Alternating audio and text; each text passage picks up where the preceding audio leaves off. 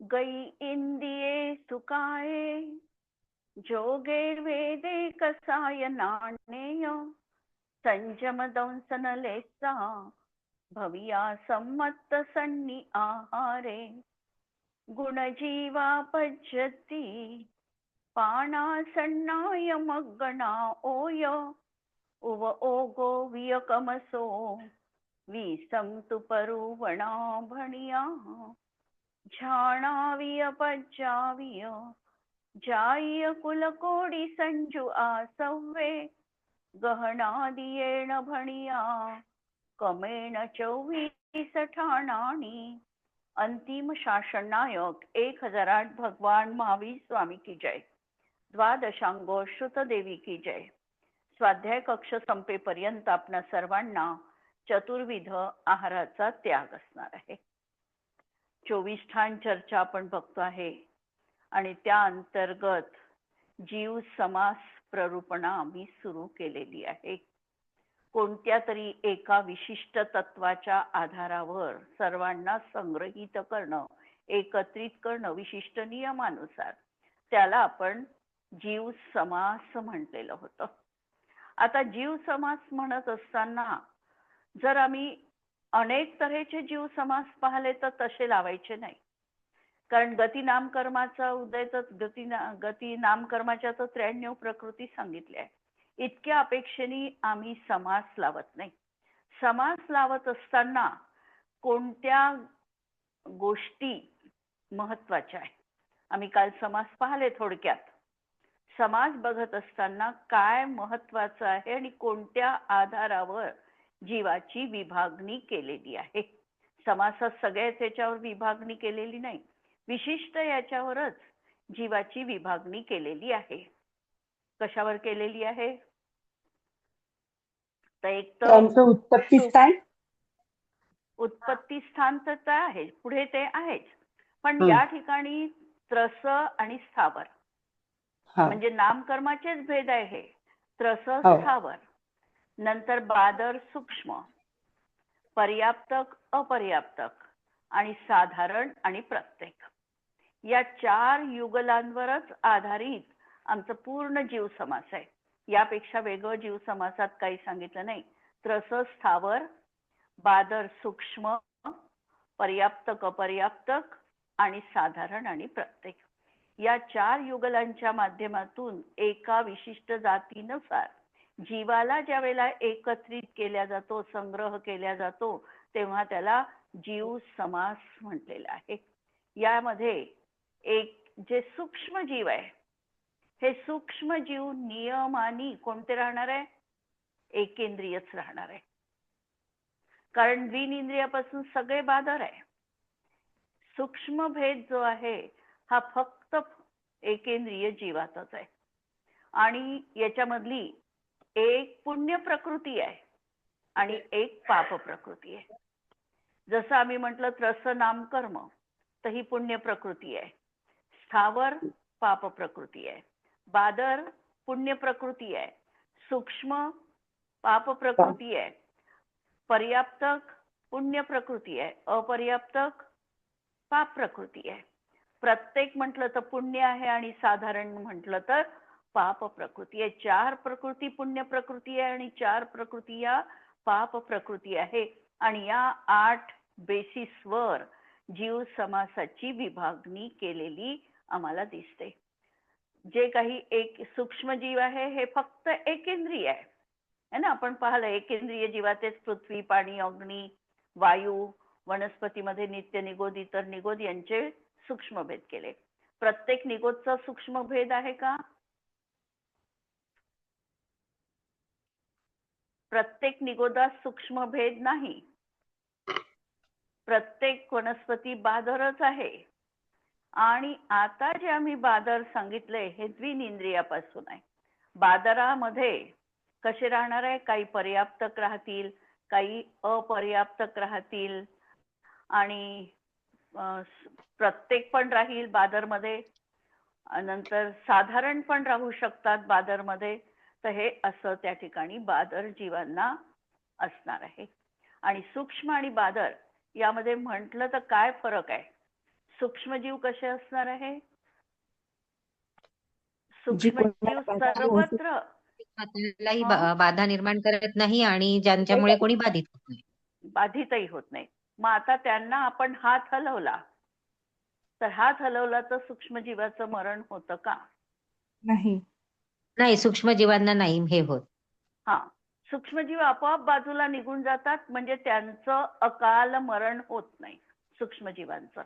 आता जे सूक्ष्मजीव आहे हे पर्याप्तक असतात की अपर्याप्तकच असतात की दोन्ही असतात? दोन्ही असतात. दोन्ही असतात. जे सूक्ष्मजीव आहे हे पर्याप्तक पण असू शकतात आणि अपर्याप्तक पण असू शकतात.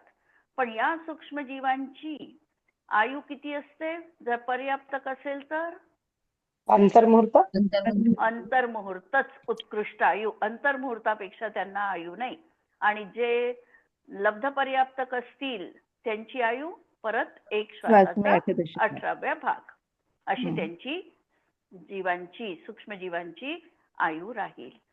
आणि या बेसिसवर आम्ही जेव्हा जीव समासाचे भेद करतो तेव्हा आम्हाला 1 पासून क्रमाने 19 पर्यंत भेद लावता येतात. आपण लावून पाहूया का? हो. जर प्रकरण थोडं घ्यायचं असेल तर इंटरेस्टिंग पण आहे आणि लावू पण शकतो आपण. पहा, 1 लावला तर काल आपण बघितलं होतं. 1 म्हणजे सर्वसामान्य जीव. एका याच्यामध्ये आपण लावू शकतो की सगळेच्या सगळे जीव आहे बा ज्यांना ज्ञान दर्शन चेतना आहे ते सगळे जीव. म्हणजे आम्हाला एकच अपेक्षित असेल, भेद न करता जर आम्हाला पाहायचं असेल तर आम्ही एक जीवराशी किती आहे एकूण संख्या अपेक्षेने? अनंतानंत आहे. आता या समजा आम्हाला समासानी भेद करायचे, आम्हाला फक्त 2 भेद करायचे जीवराशीचे, तर आम्ही कोणते करू? मुक्त आणि संसारी. मुक्त आणि संसारी करू. ठीक आहे. संसारी जीव. आता आपण समास कुठे लावतोय? संसारी जीवांमध्ये लावतोय. त्रस आणि स्थावर. त्रस आणि स्थावर 2 मध्ये सगळेच्या सगळे जीवराशी गर्भित होऊन गेली. त्रस आणि स्थावर म्हटलं की आणि 2 भेदात समाविष्ट झाले. आता आम्हाला 3 भेद करायचे आहे समजा, तर आम्ही काय करू शकू? पर्याप्तक, अपर्याप्तक आणि लब्ध पर्याप्तक. म्हणजे निवृत्ती पर्याप्तक. हा, हे करू शकू. आणखी दुसऱ्या तऱ्हेने इंद्रिय अपेक्षेने एक क्ल्यू दिला मी की इंद्रिय अपेक्षेने 3 भेद करायचे आम्हाला. एकेंद्रिय, विकलत्रय आणि पंचेंद्रिय. हा, पंचेंद्रिय म्हणजे 3 भेदामध्ये परत आमची सगळी जीवराशी येऊन गेली. एकेंद्रिय, विकलत्रय आणि पंचेंद्रिय याच्यामध्ये पूर्ण आली. आता आम्हाला 4 भेद करायचे याच बेसिसवर आधारित. 4 गतीच्या अपेक्षेने नाही, गती लावायची नाही आपल्याला. समासात गती लावायची नाही. एकेंद्रिय, विकलत्रय आणि पंचेंद्रियांचे संज्ञी पंचेंद्रिय आणि असंज्ञी पंचेंद्रिय. हा, बरोबर. एकेंद्रिय, विकलत्रय आणि संज्ञी जीवाचे 2 भेद करायचे, असंज्ञी आणि संज्ञी. ही 4 भेदांमध्ये आलं. एकेंद्रिय, नंतर विकलत्रय आणि संज्ञी आणि असंज्ञी 4 मध्ये आलं. 5 करायचे असतील तर 1 इंद्रिय, 2 इंद्रिय, 3 इंद्रिय, 4 इंद्रिय आणि 4 इंद्रिय आणि पंचेंद्रिय. 5 मध्ये आम्हाला परत सर्व जीवराशी संसारी राशी मिळाली. 6 भेद करायचे आम्हाला आणि आम्ही 6 भेद लावतोच. 5 स्थावर आणि 1 त्रस. हा, 5 स्थावर कायिक आणि 1 त्रस कायिक, 6 आले. आता 7 करायचे आहे समजा आपल्याला.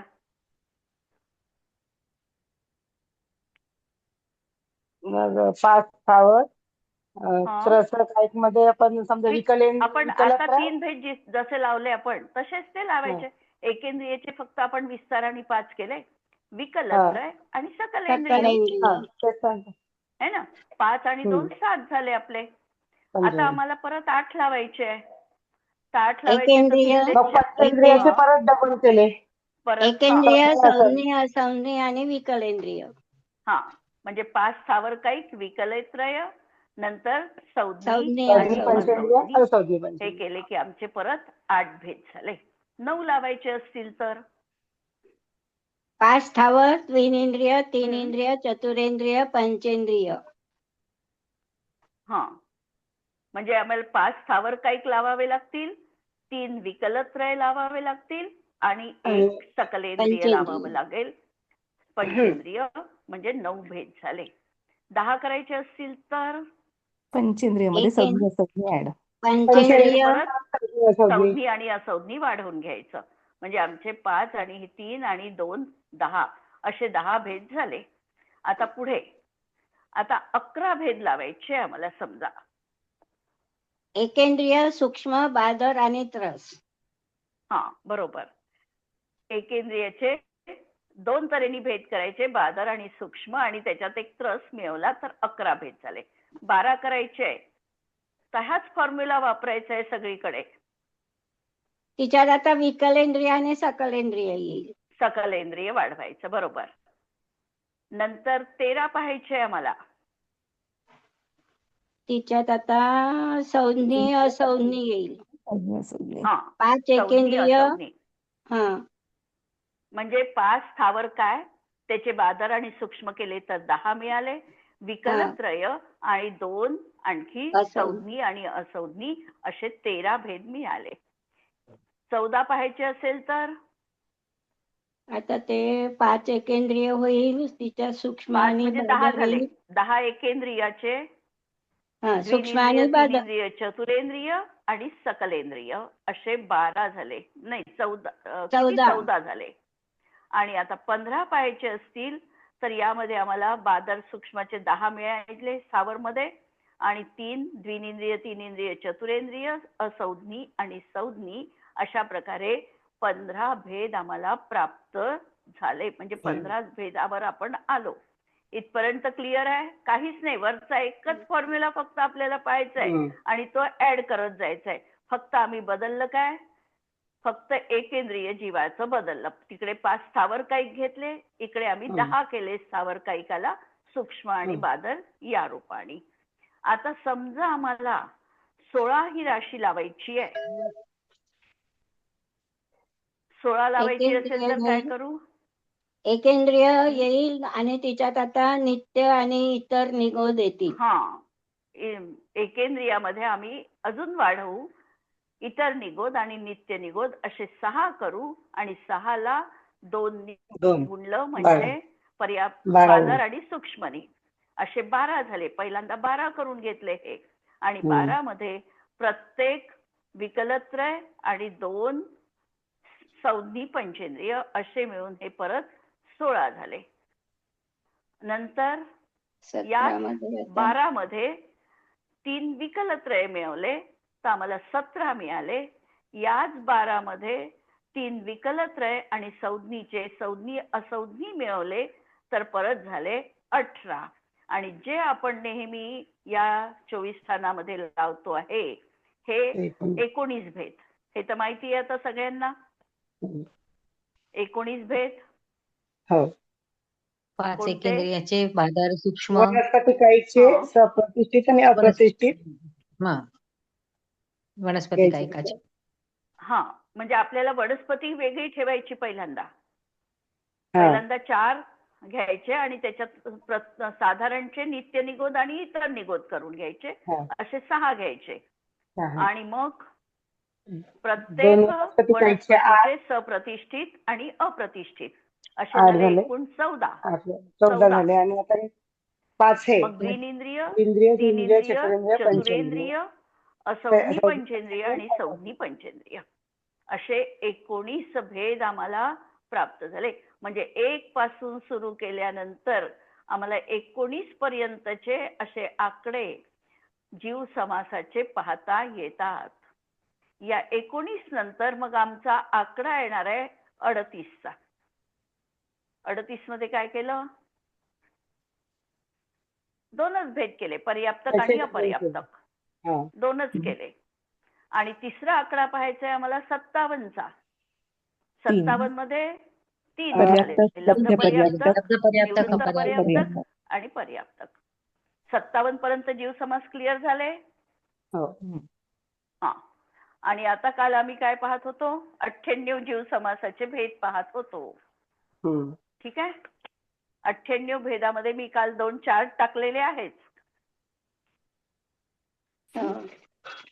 हा, तर एकेंद्रिय जीवाचे आपण भेद पाहिलेले होते काल, किंवा आत्ताही पाहिले आपण 14 भेद एकेंद्रिय जीवाचे.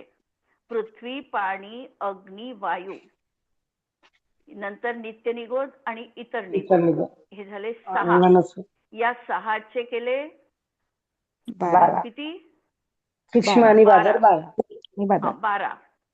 आणि नंतर केले वनस्पतीचे प्रतिष्ठित आणि अप्रतिष्ठित, असे मिळून झाले 14. आणि याचे 2 झाले. असे किती झाले एकूण? 14. आणि या 14ला कशाने गुणायचं? 3 आता लब्ध पर्याप्तक, निवृत्त पर्याप्तक आणि पर्याप्तकनी, असे मिळून एकेंद्रिय जीवाचे जीव समास आम्हाला प्राप्त झाले 42. ठीक आहे. आता विकलत्रयाचे तर सोपी आहे, द्विनिंद्रिय, तीनिंद्रिय, चतुरेंद्रिय, आणि त्याला 3नी म्हणजे याच लब्ध पर्याप्तकाच्या याची 3नी गुणलं तर 9 आम्हाला विकलेंद्रियाचे मिळाले. विकलेंद्रियामध्ये जास्त भानगड नाही आहे. बादल सूक्ष्मची तर नाहीच आहे आणि बाकीची पण कोणतीही नाही, फक्त द्विनिंद्रिय, तीनिंद्रिय आणि चतुरेंद्रिय, आणि त्याला लब्ध पर्याप्तक. आणि आता प्रश्न हा आहे, विकलेंद्रिय जीव हे लब्ध पर्याप्तक असू शकतात का? हो, असू शकतात. हो, असतील ना. असतील, कारण त्यांचे देखील विकलत्रयांचे देखील क्षुद्रभाव होतात. त्यामुळे विकलेंद्रिय जीव देखील क्षुद्रभावावर मी नंतर घेणारच आहे. क्षुद्रभाव किती असतात, 66,000 ते प्रकरण घेणारच आहे. तर विकलेंद्रियाचे 3 आणि 3 असे 9 हे विकलेंद्रियाचे जीव समास झाले. आता तिसरा भेद केलेला होता आपण सकलेंद्रिय. आता किती गतीतील जीव सकलेंद्रिय आहे? 4ही गतीतले. 4ही गतीतील जीव सकलेंद्रिय आहे. म्हणून एका सकलेंद्रियाच्या कॅटेगरीमध्ये आपल्याला तिर्यंच, मनुष्य, देव आणि नारकी 4ही गतीतील जीव त्याच्यामध्ये समाविष्ट करता येतात. आणि सकलेंद्रियाच्या माध्यमातून पहिला आपण भेद पाहिला होता, देवांचा पाहिला होता काल, मनुष्यांचा पाहिला होता. मनुष्य पर्याप्तक आणि अपर्याप्तक साधा बघितलेला होता. देवांचा पण तसाच केलेला होता, पर्याप्तक आणि निवृत्त अपर्याप्तक. हे 2 भेद आपण देव आणि नारकींचे बघितले होते. पहिल्यांदा 2 पहा. नारकींचे कोणते 2? तर निवृत्त अपर्याप्तक आणि पर्याप्तक. हा, आणि देवांचे पण तसेच 2 भेद. आता मनुष्यांचे आले होतो आपण. मनुष्यांवर आपण पहिल्यांदा भेद केला, कर्मभूमी, कर्मभूमी आणि भोगभूमी, क्लेशखंड आणि भोगभूमी, कुभोगभूमी आणि कुभोगभूमी. म्हणजे आपण 3 भेद केले, कर्मभूमी, भोगभूमी आणि कुभोगभूमी. क्लेशखंड घेतला तर नाही अजून? नाही, म्लेंछचे आपण कर्मभूमीत लावू. अच्छा, कर्मभूमीच्या भेदात लावू. पहिल्यांदा 3 भेद, कर्मभूमी, भोगभूमी आणि कुभोगभूमी, 3 भेद पहिले. आता या कर्मभूमी मध्ये आपण आर्य आणि म्लेंछ पाहू, है ना. आता कर्मभूमी मधले जे जीव आहे ते 2 प्रकारचे आहे, आर्य जीव आहे आणि म्लेंछ जीव आहे. म्लेंछ खंडात जे असतात ते म्लेंछ, आर्य खंडामध्ये जे आहे ते आर्य. आता या आर्यांमध्ये 2 तऱ्हेचे जीव आहे, गर्भज आहे आणि समूर्छन आहे. हा, तर जे गर्भज जीव आहे ते निश्चितपणे पर्याप्तक होणारच आहे. त्याच्यामध्ये लब्ध पर्याप्तक भेद नाही, म्हणून ते निवृत्त अपर्याप्तक आणि पर्याप्तक राहतील. आता जे समूर्छन जीव आहे, आर्यखंडामधले समूर्छन, ते नियम आणि लब्ध पर्याप्तकच राहतील आणि जन्म त्यांचा समूर्छन जन्म असणार आहे. हे कोणते आहे? म्लेंछ खंडामध्ये. म्हणजे कोणते जीव? समूर्छन जीव. आर्यखंडामधले नाही, म्लेंछ खंडात, कर्मभूमीचे, कर्मभूमी मधले समूर्छन जीव. आता दुसरा भेद पाहायचा आपल्याला, म्लेंछ. म्लेंछामध्ये कोणते जीव नसतात? समूर्छन जीव नसतात. त्यामुळे तिथे निवृत्त अपर्याप्तक आणि पर्याप्तक हे 2च भेद त्या ठिकाणी होणार आहे. आणि म्हणून कर्मभूमीच्या अपेक्षेने 2 गर्भज, 1 हा, 2 हे आणि 3 हे, एकूण किती केले? 5 कर्मभूमीचे भेद केले. कर्मभूमीज मनुष्यांचे 5 भेद.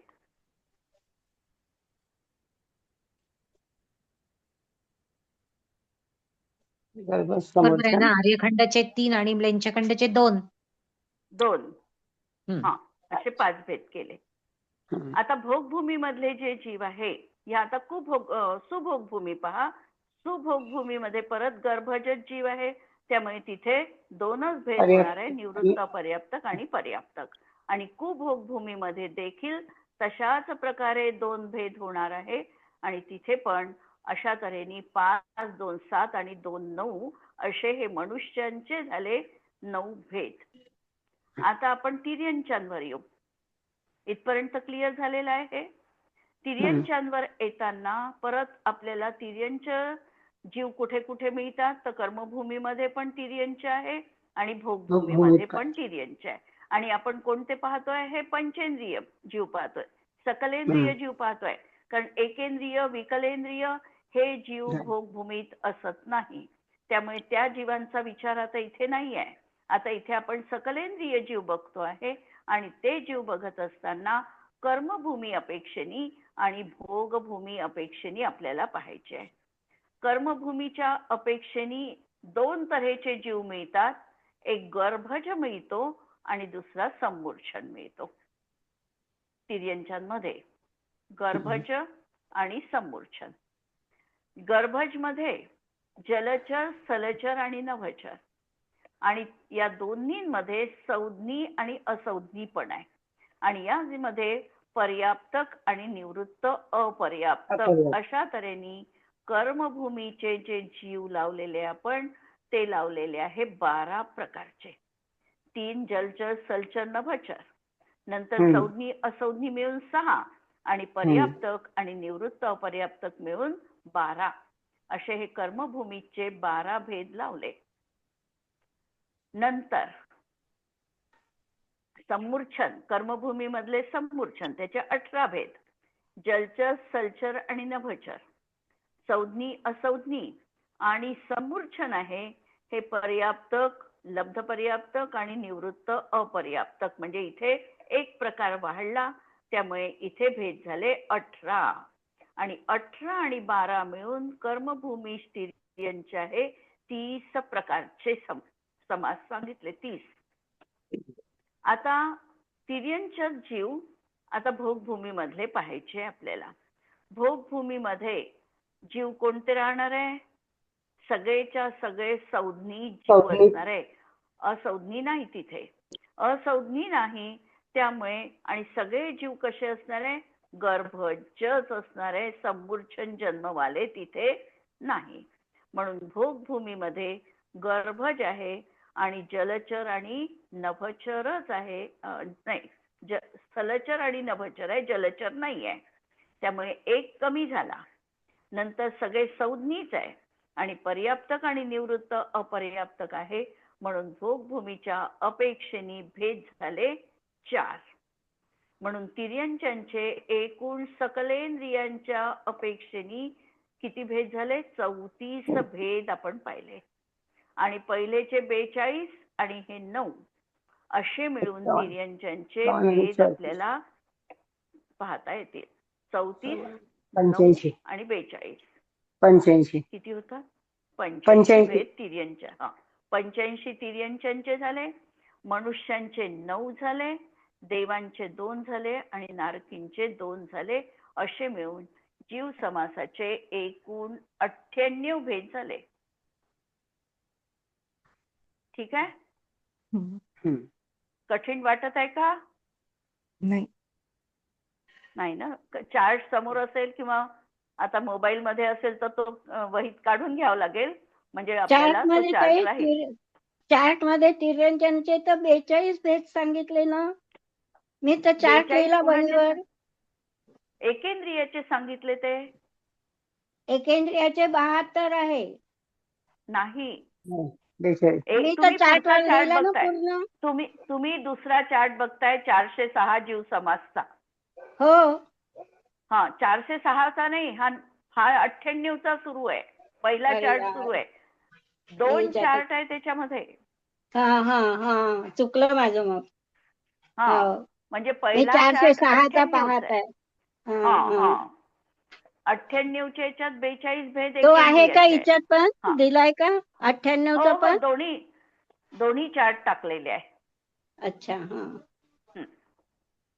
आणि आता हा दुसरा चार्ट आपल्याला 406चा पाहायचा आहे. तुमची अनुकूलता असेल तर आपण चार्ट बघू. काय वाटतं? बघू ना.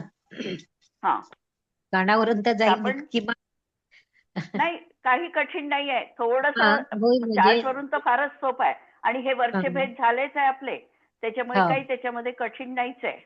हम्म. फक्त भेद प्रभेद कसे करायचे हा मुद्दा महत्वाचा आहे याच्यात. बस जीव समासाचे 406 अपेक्षेने आता भेद पाहायचे. आता आपल्याला एकेंद्रियाचे जीव समास या ठिकाणी पाहायचे, विकलेंद्रियाचे पाहायचे आणि सकलेंद्रियाचे पाहायचे. मूळ तेच केलेले आहे, 3च भेद केलेले आहे. एकेंद्रिय, विकलेंद्रिय आणि सकलेंद्रिय 3च आहे. आणि या 3चे उत्तर भेद करताना मात्र थोडी विशेषता आहे. जेव्हा आता एकेंद्रियाचे भेद करतो आपण तिथे फक्त पृथ्वी घेतलेली होती. आता या ठिकाणी पृथ्वीचे 2 भेद केले, शुद्ध पृथ्वी आणि खर पृथ्वी. नंतर जल, अग्नी, वायू, नित्य निगोद आणि इतर निगोद तसेच भेद आहे. वर 6 होते, इथे 7 झालेले आहे आणि या 7ला बादर आणि सूक्ष्म मिळून 14 झालेले आहे. आणि वनस्पती जी सोडली आपण, प्रत्येक वनस्पती ती सप्रतिष्ठित आणि अप्रतिष्ठित दोन्ही प्रकारची जी वनस्पती आहे ती 5-5 प्रकारची असते. कोणती? तर तृण, वेल, छोटे वृक्ष, मोठे वृक्ष आणि कंदमूल. वाचलं असेल हे बऱ्याच ठिकाणी. ज्याला आहाराची शुद्धी पाहायची असते त्याला ह्या सप्रतिष्ठित आणि अप्रतिष्ठित वनस्पती पण पाहाव्या लागतात. कारण आम्हाला कोणती वनस्पती चालते याच्यातली? अप्रतिष्ठित. सप्रतिष्ठित आणि अप्रतिष्ठित मध्ये अप्रतिष्ठित. अप्रतिष्ठित चालते, सप्रतिष्ठित आम्हाला चालत नाही. सप्रतिष्ठितचं वैशिष्ट्य काय आहे? एका जीवाच्या आधाराने बाकीचे जीव राहतात. अनेक जीव राहतात. हा ती आहे. म्हणजे एका शरीराचा स्वामी तर एकच हा, आहे. एका शरीराच्या आधारे. हा शरीराच्या आधारे मात्र अनंत निगोदी जीव राहतात, त्याला सप्रतिष्ठित म्हटलेलं आहे. म्हणजे छोट्या वस्तू ज्या अगदी बाल आहे, आता त्यांची वाढ अजून पूर्ण झालेली नाही, अशा प्रकारच्या ज्या वनस्पती आहे त्या सप्रतिष्ठित म्हटल्या जातात. म्हणून आपण छोट्या वस्तू म्हणजे ज्या अगदी कवळ्या आहे त्या खात नाही, कारण ती सप्रतिष्ठित प्रत्येक असते. आणि तिची वाढ झाल्यानंतर पूर्ण विकास जिचा वाढायचा आहे, ग्रोथ जेवढी आहे तेवढी झाल्यावर ती वनस्पती अप्रतिष्ठित बनत असते. मग आता या 5ही तऱ्हेच्या ज्या वनस्पती आहेत, तृण, वेल, छोटे वृक्ष, मोठे वृक्ष आणि कंदमूल, याच्यामध्ये सप्रतिष्ठित प्रत्येक आणि अप्रतिष्ठित प्रत्येक याच्यामध्ये 10 लावायचे आहे. आणि त्याच्यामध्ये कंदमूल जो प्रकार आहे हा सप्रतिष्ठितच आहे, त्यामुळे तो अप्रतिष्ठित मध्ये आपल्याला घेता येत नाही तसा पाहिला तर. पण तो अत्यंत लहान असेल तर ते त्या ठिकाणी सप्रतिष्ठित आणि अप्रतिष्ठित हे भेद केलेले आहे. अशा तऱ्हेने 14 आणि 10 हे झाले याचे 24 भेद. आणि या 24ला आपल्याला परत 3 गुणायचे, म्हणजे हे झाले एकेंद्रियाचे 72 भेद. आता विकलेंद्रियाचे भेद लावताना 9 भेद लावले. वरचे जसे आहे तसे ते कायम ठेवलेले आहे. द्विनेंद्रिय, तीनेंद्रिय, चतुरेंद्रिय, लब्ध पर्याप्तक, निवृत्त पर्याप्तक आणि पर्याप्तक 9 भेद त्याचे सामान्य आहे. आता सकलेंद्रिय जीव लावताना 4ही गतीतील सकलेंद्रिय जीव आहे. आता नारकी जीवांमध्ये लावताना नरकातले पटल किती आहे? 7 नरकामध्ये मिळून पटल किती आहे?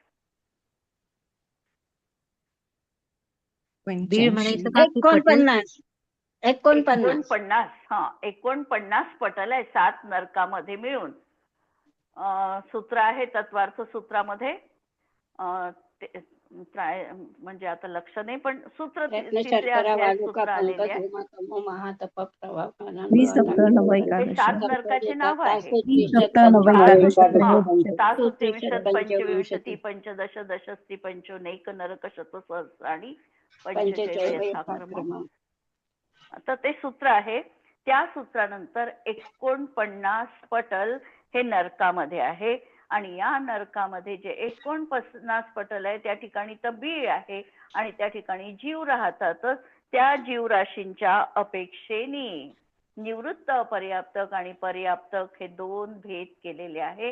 कारण नरकामध्ये देखील लब्ध पर्याप्तक भेद असत नाही. या पटलांच्या अपेक्षेमध्ये जी जीवराशी त्या ठिकाणी येणार आहे, पटलांचे भेद नाही आहे. हे भेद कुणाचे आहे? त्या पटलामध्ये समाविष्ट होणाऱ्या नारकी जीवांचे हे भेद आहे. हे समजायचं आहे. नाही तर पटलाचे भेद म्हणून आपण त्याला 2ला असं नाही आहे.